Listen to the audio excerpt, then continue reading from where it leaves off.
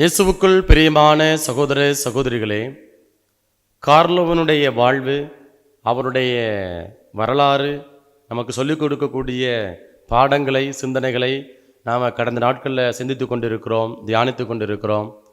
அவர் அன்னை மரியாள் மீது அதீத பற்று கொண்டவராக அவர் இருக்கிறார். சரிங்களா? அவர் சொல்கிறார் என்ன அப்படின்னா, the only woman in my life. He called our lady the only woman in my life.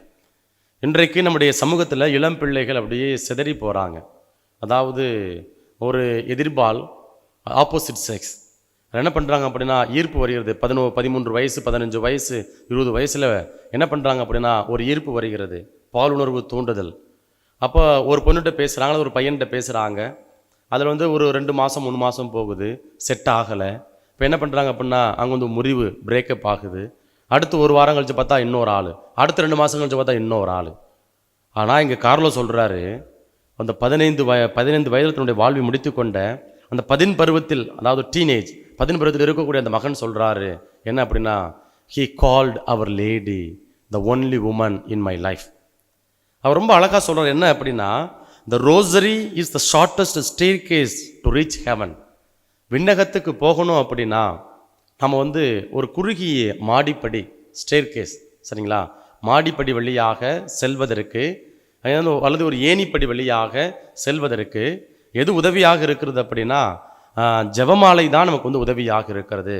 அது மட்டுமல்ல, அவர் சொல்கிறார் பாருங்க, after the Eucharist the holy rosary is the strongest weapon to fight the devil.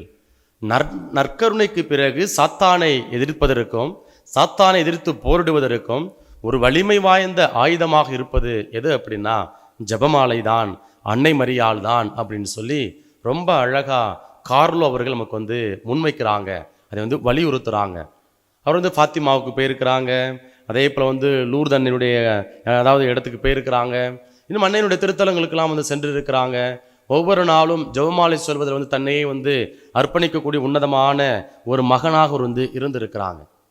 இப்போ பிரியமான சகோதர சகோதரிகளை, இன்றைய நாளில் கார்லோவினுடைய அவருடைய வாழ்வை குறித்து சிந்தித்து கொண்டிருக்கக்கூடிய இந்த வேளையில் நாம் செய்ய வேண்டிய ஒரு உன்னதமான காரியம் என்ன அப்படின்னா, எப்பொழுதெல்லாம் வாய்ப்புகள் கிடைக்கிறதோ அப்பொழுதெல்லாம் நாம் ஜெபமாலை செய்ய வேண்டும். அன்னையின் மீது அதீத பற்று கொள்ள வேண்டும். ஒரு மூத்த பணியாளர், ஒரு 60 வயதை கடந்த ஒரு அருள் பணியாளர், அவர் என்னை பார்த்து கேட்குறாரு, ஒரு நாளைக்கு நீங்கள் எத்தனை ஜெபமாலை சொல்லுவீங்க? நான் சொன்னேன், ஒரு ஜெபமாலை சொல்லுவேன் ஃபாதர். அவ்வளோதான் சொல்கிறீங்களா?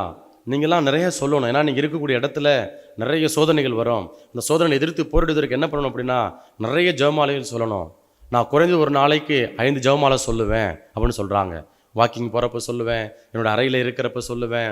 அதை என்ன செய்கிறேன் அப்படின்னா, குறைந்தது ஒரு நாளைக்கு 5 முறை நான் ஜெபமாலை சொல்லுவேன் அப்படின்னு சொல்கிறாங்க.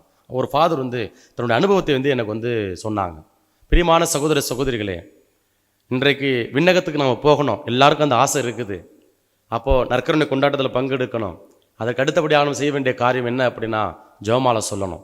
ஆனால் அருள் கூர்ந்து வாய்ப்புகள் கிடைக்கின்ற பொழுது அன்னையின் மீது அதீத பற்று கொண்டிருப்போம். ஜெபமாலையை நாம் சொல்லுவோம், தியானிப்போம். அதன் வழியாக, அன்னை வழியாக, கார்லோ வழியாக ஆண்டவர் கொடுக்கக்கூடிய அருளையும் ஆசிரையும் பெற்றுக்கொள்வோம்.